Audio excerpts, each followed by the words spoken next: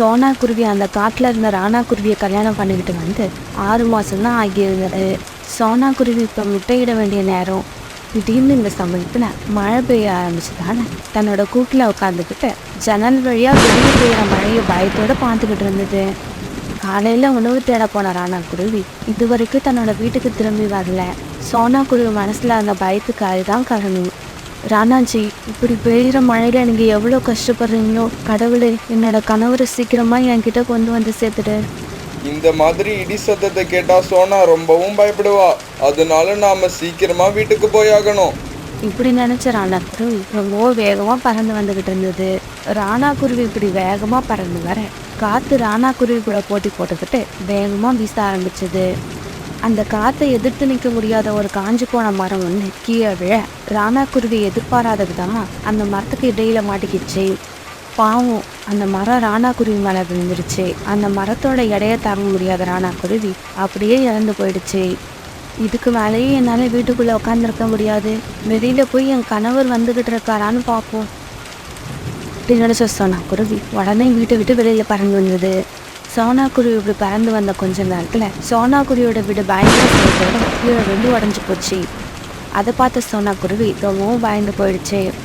நம்ம வீட்டை விட்டு வெளியில் வந்ததும் ஒரு வகையில் நல்லதாக போயிடுச்சு.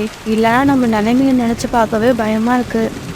இப்படி நினச்ச சோனா குருவி ஒரு மரத்துக்கு அடையில் நின்று தன்னோட கணவருக்காக காத்திருக்க ஆரம்பிச்சது. இப்படி ரொம்ப நேரம் சோனா குருவி அந்த மரத்துக்கு அடையில் காத்திருந்தது. ஆனால் மழையும் விடலை.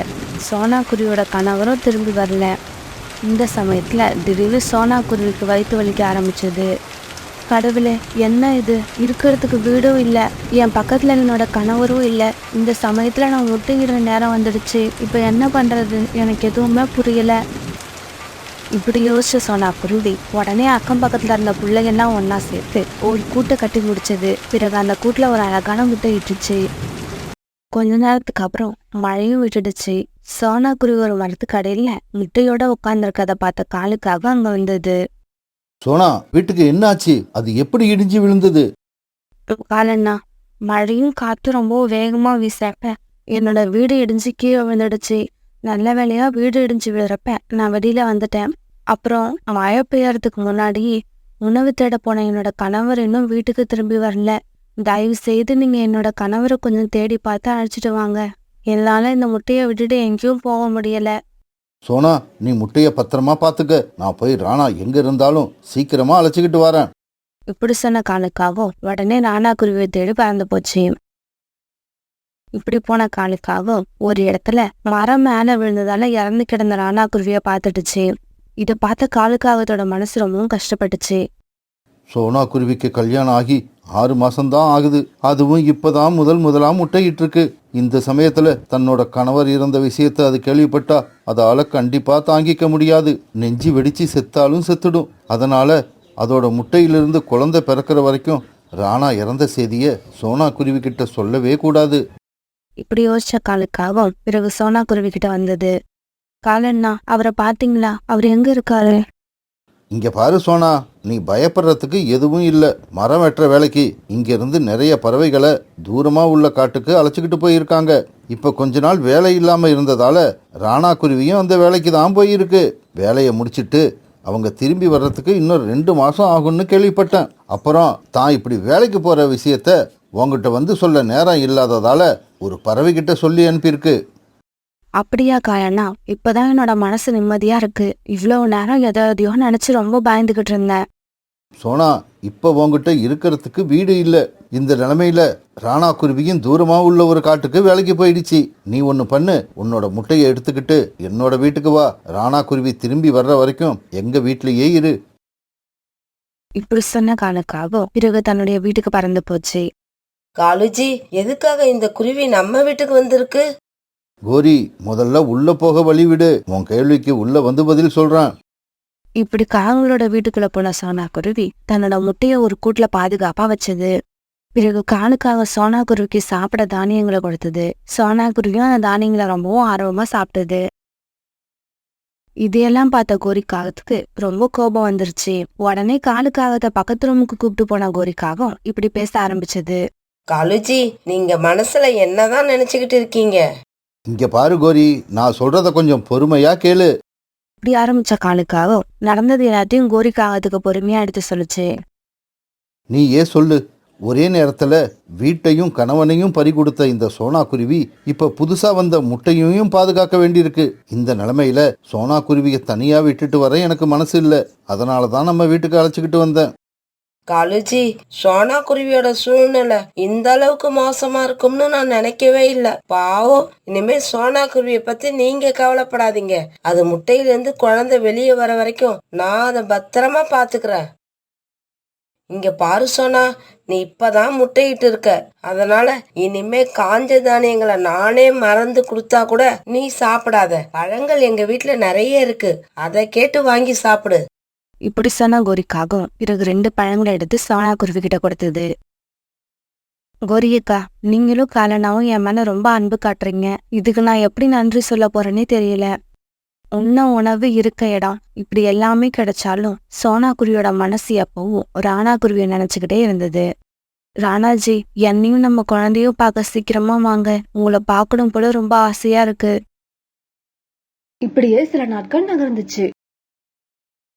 சோனா குருவியோட முட்டையில இருந்து ஒரு அழகான பெண் குழந்தை வெளியே வந்துருச்சு. காலண்ணா, உங்களுக்கும் கோரி அக்காவுக்கும் ரொம்ப நன்றி. நான் ரொம்பவும் கஷ்டமா இருந்த சூழ்நிலையில எனக்கு இடமும் உணவும் கொடுத்து உதவி பண்ணீங்க. உங்க 2 பேரையும் என் உயிர் உள்ள வரைக்கும் மறக்கவே மாட்டேன். நான் இப்ப என்னோட குழந்தைய தூக்கிட்டு உங்க வீட்டை விட்டு போறதுக்கான நேரம் வந்துடுச்சுன்னு நினைக்கிறேன். இங்க பாரு சோனா, என்ன நீ பைத்திய மாதிரி பேசுற? முட்டையிலிருந்து நேத்து தான் குழந்தை வெளியே வந்திருக்கு. இந்த நிலைமையில இந்த குழந்தைய தூக்கிட்டு போய் உன்னால என்ன பண்ண முடியும்? உன்னோட கவனம் கொஞ்சம் சிதறினா கூட கழுகு கிட்ட உன்னோட குழந்தைய பலி கொடுத்துருவ. ஆமா சோனா, கோரி சொல்றது சரிதான். குழந்தை கொஞ்சம் பெருசாகிற வரைக்கும் நீ எங்க வீட்லயே இரு. அதுக்குள்ள ராணாவும் நம்ம காட்டுக்கு திரும்பி வந்துடும்னு நினைக்கிறேன். சரி கோரியக்கா, நீங்க சொன்னதை நான் ஏத்துக்கிட்டு இங்கே இருக்கேன். ஆனா இதுக்கப்புறம் என்னால உங்களுக்கு பாரமா இருக்க முடியாது. அதனால நீங்க என்னோட குழந்தைய பாத்துக்கோங்க. நான் காலன்னா கூட போய் உணவு தேடி எடுத்துட்டு வரேன். இப்படி சொன்னா குருவி பிறகு காலுக்காவது கூட உணவு தேட போச்சு. சோனா, நாம இந்த பக்கமா உணவு தேட போக வேண்டாம், மேற்கு திசையில போவோம். இல்ல காலண்ணா, இந்த திசையில போனா கண்டிப்பா உணவு கிடைக்கும். ஏன்னா ராணாஜி உணவு தேட என்னை இந்த பக்கம் தான் அழைச்சிட்டு வருவாரு. இல்ல சோனா, நான் சொல்றத கேளு. இந்த பக்கம் போனா நமக்கு உணவு கிடைக்காது. இப்பெல்லாம் இந்த பக்கம் உணவு தேடி போறவங்களுக்கு எந்த உணவும் கிடைக்கிறது இல்ல. காலுக்காக இப்படி சொல்லிக்கிட்டு இருக்கப்ப ஒரு மரத்துக்கடியில அடிபட்டு இறந்து போய் கிடந்த ராணா குருவியோட உடல சோனா குருவி பார்த்துருச்சு. ராணாவோட இறந்து போன உடம்ப பார்த்த உடனே சோனா குருவி அழ ஆரம்பிச்சது. காலண்ணா, என்ன இது? நீங்க ராணாஜி எங்கேயோ தூரமும் உள்ள காட்டுக்கு போய் இருக்கிறதா சொன்னீங்க. இப்ப இங்க இறந்து கிடக்கிறது யாரு? பிறகு வேற வழி இல்லாத காலுக்காகவும் நடந்த உண்மையை சோனா குருவி கிட்ட சொல்லுச்சு. சோனா, என்ன மன்னிச்சிடு. நீ அப்ப இருந்த நிலைமையில ராணா இறந்த செய்திய சொன்னா உன்னால தாங்க முடியாதுன்னு நினைச்சுதான் அப்படி ஒரு பொய்ய சொன்ன. பிறகு காலுக்காகவும் சோனா குருவியும் தங்களுடைய வீட்டுக்கு திரும்பி வந்தாங்க. வீட்டுக்கு வந்த காலுக்காகத்துக்கு திடீர்னு உடல்நிலை சரியில்லாம போயிடுச்சு. உடனே கோரிக்காகவும் சோனா குருவியும் காலுக்காகத்தை டாக்டர் கிட்ட அழைச்சிட்டு போனாங்க. இங்க பாருங்க, காலுவுக்கு இதயத்துல ஒரு சின்ன அடைப்பு இருக்கு. அத ஆபரேஷன் பண்ணனாதான் காலுக்காகத்தால உயிர் பிழைக்க முடியும். ஆனா அந்த ஆபரேஷன் பண்ண 50,000 ரூபாய் பணம் செலவாகும். பிறகு காலுக்காகத்தை வீட்டுக்கு அழைச்சிட்டு வந்த சோனா குருவிக்கும் கோரிக்காகத்துக்கும் என்ன பண்றதுன்னு புரியல. மறுநாள் சோனா குருவி உணவு தேட பறந்து போச்சு. இப்படி பறந்து போன சோனா குருவிக்கு தானியங்கள் கொஞ்சமா தான் கிடைச்சது. இந்த தானியங்களை காலனும் கோரியக்காவும் சாப்பிடதான் சரியா இருக்கும். இப்படி நினைச்ச சோனா குருவி பசி அதிகமா எடுக்கவே பக்கத்துல இருந்த பசும்புல்ல சாப்பிட ஆரம்பிச்சிச்சு. பிறகு தன்னோட குழந்தைக்கும் கொஞ்சம் பசும்புல்ல எடுத்துட்டு போச்சு. சோனா குருவி வீட்டுக்கு போன உடனே கோரிக்கா அதுகிட்ட இப்படி சொல்ல ஆரம்பிச்சது. இங்க பாரு சோனா, இந்த புல்ல நான் சாப்பிடுறேன். நீ உன்னோட குழந்தைக்கு இந்த தானியங்களை கொடு. சின்ன குழந்தையால இந்த புல்ல சாப்பிட முடியாதுன்னு நினைக்கிறேன். இல்ல கோரியக்கா, இந்த புல்ல அப்படியே கொடுக்க போறதில்ல. இதுல ரொட்டி தயார் பண்ணி கொடுப்பேன். இப்படி சொன்ன சோனா குருவி பிறகு தன்னுடைய குழந்தைக்கு அந்த பசும் புல்ல ரொட்டி தயார் பண்ணி கொடுத்தது. அந்த குழந்தையும் அந்த ரொட்டியை ஆர்வமா சாப்பிட்டுச்சு. அதை பார்த்த கோரிக்காகவும் அந்த ரொட்டியை வாங்கி சாப்பிட்டு பார்த்தது. சோனா, இந்த ரொட்டியோட டேஸ்ட் ரொம்ப அருமையா இருக்கு. எனக்கு என்னவோ இதை நாம தயார் பண்ணி கடையில விற்பனை பண்ணலாம்னு தோணுது. ஏன்னா நல்ல ருசியா இருக்கிற இந்த ரொட்டிய எல்லா பறவைகளும் விரும்பி சாப்பிடுவாங்கன்னு நினைக்கிறேன். அதனால மறுநாளே சோனா குருவி நிறைய பொருட்களை கொண்டு வந்தது. பிறகு கோரிக்காகவும் சோனா குருவியும் சேர்ந்து புல்லாலான ரொட்டியை தயார் பண்ணி விற்பனை பண்ண ஆரம்பிச்சாங்க. அந்த ரொட்டி புதுசாவும் நல்ல டேஸ்டாவும் இருந்ததால அந்த காட்டுல உள்ள நிறைய பறவைகள் வந்து ரொட்டியை விரும்பி சாப்பிட ஆரம்பிச்சாங்க. இப்படியே சில நாட்கள் நகர்ந்துச்சு. இப்படி அவங்களோட கடையில வியாபாரம் நல்லா நடந்தால சீக்கிரமாவே அவங்க காலுக்காகத்தோட ஆபரேஷனுக்கு தேவையான பணத்தை சேர்த்துட்டாங்க. அப்புறம் ஒரு நாள் காலுக்காகத்துக்கு பண்ண வேண்டிய ஆபரேஷனும் நல்லபடியா நடந்து முடிஞ்சது. சோனா, உண்மையிலேயே சொல்றேன், நீ மட்டும் இல்லன்னா இந்நேரம் என் கணவருக்கு ஆபரேஷன் பண்ணிருக்க முடியுமாங்கிறது சந்தேகம்தான். கோரி அக்கா, அப்படியெல்லாம் பேசாதீங்க. நீங்க எனக்கு செஞ்ச உதவிக்கு முன்னால நான் செஞ்ச உதவி சாதாரணம்தான். இன்னும் கொஞ்ச நாள் கழிச்சு சோனா குருவி தனக்காக ஒரு நல்ல வலிமையான வீட்டை கட்டி முடிச்சிருச்சு. பிறகு சோனா குருவி காலுக்காகவும் கோரிக்காகவும் இவங்க 3 பேரும் சேர்ந்து அந்த காட்டுல ரொம்ப காலத்துக்கு சந்தோஷமா வாழ்ந்து வந்தாங்க. ஒரு பெரிய அடர்ந்த காட்டுல சோனா குருவி வாழ்ந்து வந்தது. சோனா குருவிக்கு உறவு சொந்தம்னு யாரும் கிடையாது. அந்த காட்டுல சோனா குருவி ஒரு சின்ன குடிசையில தனியா வாழ்ந்து வந்துச்சு. அது ஒரு மோசமான பனிக்காலம். சோனா குருவிய குளிர் வாட்டி எடுத்தது. நெருப்பு உண்டாகிறதுக்காக சோனா குருவி கொண்டு வந்து வச்சிருந்த மரக்கட்டைகள் எல்லாம் தீர்ந்து போயிடுச்சு. அதனால சோனா குருவி குளிர்ல ரொம்பவும் கஷ்டப்பட்டது. வேற வழியே இல்ல. காட்டுக்குள்ள போய் தேடி பார்த்து எப்படியாவது மரக்குச்சிகளை கொண்டு வரணும், இல்லைன்னா இந்த பனிக்காலத்துல நம்ம உயிரோட வாழ முடியாது. இப்படி நினைச்ச சோனா குருவி பிறகு மரக்கட்டைகள் எடுக்க காட்டுக்குள்ள பறந்து போச்சு. இப்படி போன சோனா குருவி ரொம்ப தூரம் பறந்து பார்த்தது. கிட்டத்தட்ட அந்த காட்டையே சுத்தி வந்துச்சு. காஞ்ச மரக்கட்டைகள் எங்கேயுமே கிடைக்கல. இதனால ரொம்பவும் சோர்ந்து போன சோனா குருவி ஒரு இடத்துல உட்கார்ந்தது. யாருமே இல்லாம தனியா வாயிற தன்னோட நிலைமையை நினைச்சு கண்ணீர் விட்டுச்சு. அந்த சமயத்துல ஒரு வயதான பறவை சோனா குருவி கிட்ட வந்தது. குருவி, கொட்டுற பனியில ஏன் இங்க உட்கார்ந்து அழுதுகிட்டு இருக்க? என்ன பிரச்சனை உனக்கு? அம்மா, எனக்கு சொந்தம்னு சொல்லிக்க யாரும் கிடையாது. தனியா தான் வாழ்ந்துகிட்டு இருக்கேன். வீட்டுல நெருப்பு மூட்டை மரக்குச்சிகள் இல்ல. அதை தேடி இங்க வந்தேன். என்னோட நேரம் அதுவும் கிடைக்கல. கவலைப்படாத குருவி, நான் உன்னை பார்த்துட்டேன்ல.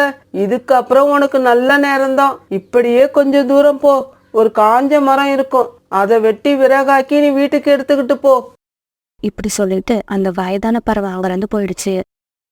பிறகு சோனா குருவி வயதான பறவை சொன்ன மாதிரி அந்த இடத்துல போய் பார்க்க காஞ்ச மரம் ஒண்ணு அங்க இருந்தது.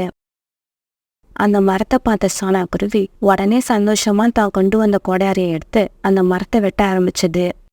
கோரி, இப்படி கொட்டுற பனிமலையில என்ன வெளியில அனுப்புறியே, உனக்கெல்லாம் மனசாட்சி இருக்கா? இங்க பாருங்க காலுஜி, பனிக்காலம் ஆரம்பிக்கிறதுக்கு முன்னாடியில இருந்தே காஞ்ச மரக்குச்சிகளை எடுத்துக்கிட்டு வாங்கன்னு உங்ககிட்ட நான் சொல்லிக்கிட்டு இருக்கேன். நீங்க காதலையே வாங்கல. கோரி, அப்ப நான் சோம்பேறித்தனமா இருந்ததுக்காக உங்ககிட்ட இப்ப நான் சாரி கேட்டுக்கிறேன். அடுத்த தடவை பனிக்காலம் ஆரம்பிக்கிறதுக்கு முன்னாடியே உனக்கு தேவையான மரக்குச்சிகளை கொண்டு வந்து சேர்த்துடுறேன். இது சத்தியம். காலுஜி, இந்த கதையே இங்க வேண்டாம். மரக்குச்சிகளோட வந்தா உள்ள வாங்க, இல்ல இந்த வீட்டுக்குள்ள உங்களுக்கு இடம் கிடையாது.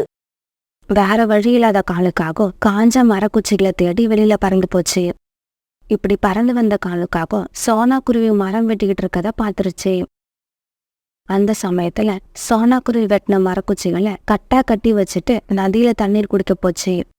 இதை விட்டா நமக்கு வேற சந்தர்ப்பமே கிடையாது. இந்த மரக்குச்சிகளை திருடிக்கிட்டு போனாதான் நாம வீட்டுக்குள்ள போகலாம், இல்லைன்னா வீட்டுக்கு வெளியில தான் உட்காந்துருக்கணும். இப்படி நினைச்ச காலுக்காக அந்த மரக்கட்டைகளை தூக்கிட்டு அங்கிருந்து பறந்து போயிடுச்சு. நதியில தண்ணீர் குடிச்சிட்டு திரும்பி வந்த சோனா குருவி மரக்குச்சிகள் காணாம அதிர்ச்சி ஆயிடுச்சு. பிறகு சோனா குருவி எங்கேயும் அங்கேயும் தேடி பார்த்தது. ஆனா கட்டி வச்ச மரக்குச்சிகள் எங்கேயுமே கிடைக்கல. மரக்குச்சிகள் எங்கதான் வச்சுட்டு போயிருந்தோம், அதுக்குள்ள அதை யார் தூக்கிட்டு போயிருப்பா? இந்த காட்டுல வேற காஞ்ச மரமும் இல்ல. இப்ப என்ன பண்றதுன்னு எனக்கு ஒண்ணுமே புரியல. கடவுளே, என்னை ஏன் இப்படி சோதிக்கிற? இப்படி அழுதுகிட்டே சொன்ன சோனா குருவி பிறகு அங்கிருந்து தன்னோட வீட்டுக்கு பறந்து போயிடுச்சு. காலுஜி, நீங்க மரக்குச்சிகளை எடுத்துக்கிட்டு வராம இன்னைக்கு ராத்திரி பூரா வீட்டுக்கு வெளியில தான் உட்கார்ந்துருப்பீங்கன்னு நினைச்சேன். ஆனா போன வேகத்துல இவ்வளவு மரக்குச்சிகளை எடுத்துக்கிட்டு திரும்பி வந்துட்டீங்க. கோரி, இந்த மரக்குச்சிகளை நான் வெட்டி எடுத்துக்கிட்டு வரல. சோனா குருவி இந்த மரக்குச்சிகளை வெட்டி கட்டா கட்டி வச்சுட்டு நதியில தண்ணீர் குடிக்க போச்சு. அந்த சமயம் பார்த்து நான் இதை தூக்கிக்கிட்டு நம்ம வீட்டுக்கு வந்துட்டேன். காலுஜி, நமக்கு தேவையான பொருளை யார்கிட்ட இருந்து எடுக்கிறோமுங்கிறது முக்கியம் இல்ல, நம்ம கஷ்டப்படாம சந்தோஷமா இருக்கணும், அதுதான் முக்கியம். இந்த சமயத்துல சோனா குருவி தன்னோட வீட்டுல அழுதுகிட்டே படுத்திருந்தது. கடவுளே, என் மேல அன்பு காட்டவும் எனக்கு துணையா இருக்கவும் யாருமே இல்ல. நான் வெட்டி வச்ச மரக்கட்டைகளை கூட எனக்கு கிடைக்காம பண்ணிட்டேன். என் மேல இவ்வளவு கோபம் இல்ல, நீ இன்னும் எதுக்காக என்னை உயிரோட வச்சிருக்க? பேசாம கொன்னுடு. இப்படி சோனா குருவி தன்னோட நிலைமை நினைச்சு அழுதுகிட்டு இருக்க சமயத்துல வீட்டு கதவு யாரோ தட்டுற சத்தம் கேட்டது. உடனே படுத்திருந்த சோனா குருவி எழுந்திரிச்சு உட்கார்ந்தது. ஐயையோ, யாராவது என்கிட்ட உதவி கேட்டு வந்திருக்காங்களா? அவங்களுக்கு உதவி செய்ய என்கிட்ட ஒண்ணுமே இல்லையே, நான் என்ன பண்ணுவேன்? இப்படி நினைச்ச சோனா குருவி வெளியில போய் பார்த்தப்ப அங்க யாருமே இல்ல. குளிர்காலத்துக்கு ஏத்த மாதிரி ஒரு போர்வை மட்டும் சோனா குருவி வீட்டு வாசல்ல இருந்தது. அந்த போர்வையை வச்சுட்டு போனவங்க வருவாங்கன்னு கொஞ்ச நேரம் சோனா குருவி வாசல்லே உட்கார்ந்துருந்தது. ஆனா ரொம்ப நேரம் ஆகியும் யாரும் வரல. யாரோ தங்களோட போர்வையை இங்க மறந்து வச்சுட்டு போயிட்டாங்க போல இருக்கு. நம்ம எடுத்துட்டு போய் உள்ள வைப்போம், யாராவது வந்து கேட்டா கொடுக்கலாம். இப்படி நினைச்ச சோனா குருவி பிறகு அந்த போர்வையை எடுத்துக்கிட்டு உள்ள போச்சு. இப்படி எடுத்துட்டு போன போர்வைய ஒரு இடத்துல வச்சுட்டு சோனா குருவி தன்னுடைய கூட்டுல படுத்து தூங்க ஆரம்பிச்சது. ஆனா சோனா குருவிக்கு தூக்கம் வரல. குளிர் அதிகமா இருந்ததால சோனா குருவிக்கு காய்ச்சலும் வந்துருச்சு. காய்ச்சல தாங்க முடியாத சோனா குருவி பிறகு அந்த போர்வையை எடுத்து போத்திக்கிச்சு. அந்த போர்வையை போத்தின உடனே சோனா குருவிக்கு நல்லா கதகதப்பா இருந்தது. அதுக்கப்புறம் நிம்மதியா தூக்கம் வர அப்படியே தூங்கிடுச்சு. மறுநாள் பொழுது விடிஞ்சிச்சு. காலையில எந்திரிச்ச சோனா குருவிக்கு உடம்பு சுறுசுறுப்பா இருந்தது. ராத்திரி இருந்த காய்ச்சல் இல்ல. ராத்திரி இந்த போர்வை நல்லா கதகதப்பா இருந்தது. இந்த போர்வை இல்லைன்னா நம்ம ராத்திரி தூங்கி இருக்கவே முடியாது. இப்ப எனக்கு நல்ல பசி எடுக்குது, உடனே போய் உணவு தேடி ஆகணும். சோனா குருவி இப்படி சொல்லிக்கிட்டு இருக்கப்ப திடீர்னு ஒரு தட்டுல உணவு அங்க வந்துச்சு. அதை பார்த்த சோனா குருவி ரொம்ப ஆச்சரியம் ஆயிடுச்சு. இந்த போர்வை வீட்டுக்குள்ள வந்ததுல இருந்து நடக்கிறது எல்லாமே அதிசயமா இருக்கு. கண்டிப்பா இது ஒரு மந்திர போர்வையா தான் இருக்கணும். கடவுளே, எனக்கு இந்த போர்வையை கொடுத்து உதவி பண்ணவங்களுக்கு ரொம்பவும் நன்றி. இப்படி நினைச்ச சோனா குருவி பிறகு அந்த சாப்பாட்டை சாப்பிட ஆரம்பிச்சது. தன்னுடைய பசி தீர்ந்த உடனே சோனா குருவி இந்த போர்வையை வச்சு மற்ற பறவைகளுக்கு எப்படி உதவலான்னு யோசிக்க ஆரம்பிச்சது. இந்த பனிக்காலத்துல நம்மள மாதிரி எத்தனையோ ஏழை பறவைகள் ரொம்பவும் கஷ்டப்படுவாங்க. அவங்களுக்காக இப்ப நம்ம நிறைய போர்வைகளை கேட்கணும். சோனா இப்படி சொல்லி முடிச்ச உடனே அந்த இடத்துக்கு நிறைய போர்வைகள் வந்தது. உடனே அந்த போர்வைகளை எடுத்துக்கிட்டு சோனா குருவி வெளியில பறந்து போச்சு. ஏழை பறவைகளோட வீட்டு கதவை தட்டி அவங்களுக்கு தேவையான போர்வைகளை கொடுத்தது. இப்படி சோனா குருவி கிட்ட போர்வைகளை வாங்கின பறவைகள் எல்லாம் சோனா குருவிய மனசார வாழ்த்துனாங்க. குருவி, நீ யாருன்னு எனக்கு தெரியாது, ஆனா மத்தவங்களுக்கு உதவி பண்ற மனசு உள்ள நீ உன் குடும்பத்தோட சந்தோஷமா ரொம்ப நாளைக்கு வாழணும். பறவைகள் இப்படி வாழ்த்துறத கேட்டு மனசுக்குள்ள சிரிச்சுக்கிட்ட சோனா குருவி அங்கிருந்து பறந்து போச்சு. பிறகு இன்னொரு இடத்துல ஏழை குருவிகளுக்கு போர்வை கொடுத்துட்டு இருக்கப்ப காலுக்காக வந்தது. சோனா குருவி எல்லா பறவைகளுக்கும் குளிர்காலத்துக்காக ஆடைகளையும் போர்வைகளையும் கொடுத்துட்டு இருக்கத பார்த்த காலுக்காகவும் அதிர்ச்சி ஆயிடுச்சு. நேத்து வரைக்கும் மரம் வெட்டிக்கிட்டு இருந்த இந்த சோனா குருவிக்கு எல்லாருக்கும் போர்வைகள் கொடுக்கற அளவுக்கு எப்படி இவ்வளவு பணம் வந்தது? இப்படி யோசிச்ச காலுக்காகவும் சோனா குருவி எல்லா ஆடைகளையும் போர்வைகளையும் மற்ற பறவைகளுக்கு கொடுத்துட்டு தன்னுடைய வீட்டுக்கு கிளம்பும் போது சோனா குருவி பின்னாடியே அது வீட்டுக்கு போச்சு. வீட்டுக்கு போன சோனா குருவி அந்த மந்திர போர்வைக்கு முன்னால உட்காந்து இப்படி பேச ஆரம்பிச்சது. மந்திர போர்வையே, மற்ற பறவைகளுக்கு கொடுக்கறதுக்காக எனக்கு இன்னும் போர்வைகள் தேவைப்படுது. சோனா குருவி இப்படி கேட்ட உடனே அந்த இடத்துக்கு நிறைய போர்வைகள் வந்தது. இத பார்த்த காலுக்காகவும் அந்த மந்திர போர்வைகளோட ரகசியத்தை தெரிஞ்சுக்கிச்சு. இந்த மந்திர போர்வை இருக்க வேண்டிய இடம் என்னோட வீடு, இந்த சோனா குருவியோட வீடு இல்ல. சோனா குருவி போர்வைகளை எடுத்துக்கிட்டு வெளியில கிளம்புன உடனே காலுக்காக வீட்டுக்குள்ள வந்து அந்த மந்திர போர்வையை தூக்கிக்கிட்டு தன்னோட வீட்டுக்கு போச்சு. வீட்டுக்கு போன காலுக்காகவும் நடந்தது எல்லாத்தையும் கோரிக்காகத்துக்கிட்ட சொல்லுச்சு. கோரி, இந்த போர்வை நாம எது கேட்டாலும் கொடுத்துக்கிட்டே இருக்கோம். காலுஜி, இப்படி திடீர்னு வந்து இந்த போர்வையை காட்டி இதோட ரகசியத்தை சொன்ன உடனே எனக்கு கையும் ஓடல காலும் ஓடல. இதுகிட்ட எதை கேட்கறதுன்னே தெரியல. பேரரசியால இப்படி பேசின கோரிக்காகவும் அந்த போர்வை கிட்ட இப்படி கேட்க ஆரம்பிச்சது. ஏய் மந்திர போர்வையே, என்னோட வீட்டுக்குள்ள தங்க நகைகள் மழையா பொழியணும். என் வீட்டுக்குள்ள தங்க நகைகளை தவிர வேற எதுவுமே இருக்க கூடாது. கோரிக்காக இப்படி கேட்ட உடனே அந்த போர்வை பறந்து மேல போச்சு. காலுக்காகத்தோட வீட்டுக்குள்ள களிமண் மழை பெய்ய ஆரம்பிச்சது. அதை பார்த்த காலுக்காகவும் கோரிக்காகவும் 2 பேரும் அதிர்ச்சி ஆயிட்டாங்க. கொஞ்ச நேரத்துல காலுக்காகவும் கோரிக்காகவும் இவங்க கழுத்தளவுக்கு களிமண் வந்துருச்சு. ஏய் மந்திர போர்வையே, தயவு செய்து எங்களை காப்பாத்து, இத நிறுத்து. மந்திர போர்வையே, நாங்க உயிர் பிழைச்சா போதும், எங்களுக்கு எதுவும் தேவையில்லை. காலுக்காகவும் கோரிக்காகவும் இப்படி அழுதுகிட்டே கேட்க பிறகு களிமண் மழை பெய்யறது நின்னு போச்சு. ஏய் காகங்களே, உங்களோட பேராசைக்கும் திருட்டுத்தனத்துக்கும் இந்த களிமண் தான் கிடைக்கும். உங்க மனசுல மத்தவங்களுக்கு உதவுற குணத்தை வளர்த்துக்கோங்க. அப்பதான் உங்க வாழ்க்கை சந்தோஷமா இருக்கும்.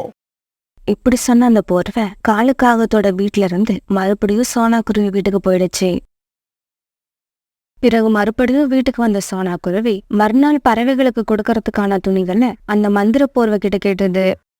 அந்த மந்திர போர்வையும் சோனா குருவி கேட்ட ஆடைகளை அதுக்கு கொடுத்துட்டு இப்படி பேச ஆரம்பிச்சது. சோனா, இது வரைக்கும் நீ எதையுமே உனக்காக கேட்கல. அதனால நானாவே உனக்கு ஒரு பரிசு கொடுக்க போறேன். அந்த பரிசு உன்னோட வாழ்க்கை துணையா உன் கூட கடைசி வரைக்கும் இருக்கும். இப்படி சொன்ன அந்த போர்வை ஒரு அழகான ஆண் குருவிய கொண்டு வந்தது. அதை பார்த்த சோனா குருவி வெக்கப்பட்டு தலைய குனிஞ்சுக்கிச்சு. பிறகு மறுநாள் சோனா குருவியும் ராணா குருவியும் மற்ற பறவைகளுக்கு போர்வைகளை எடுத்து கொடுத்துட்டு இருக்கும் போது அதை வாங்கறதுக்காக காலுக்காகவும் கோரிக்காகவும் வந்து கியூல நின்னாங்க. காலுஜி, எவ்வளவுதான் நாம கஷ்டப்பட்டாலும் மத்தவங்களுக்கு உதவுற குணம் நமக்கு ஏன் வரமாட்டேங்குது? கோரி, நமக்கு நல்ல நேரம் வர்றப்ப மற்றவங்களுக்கு உதவுற குணமும் தன்னால வரும்.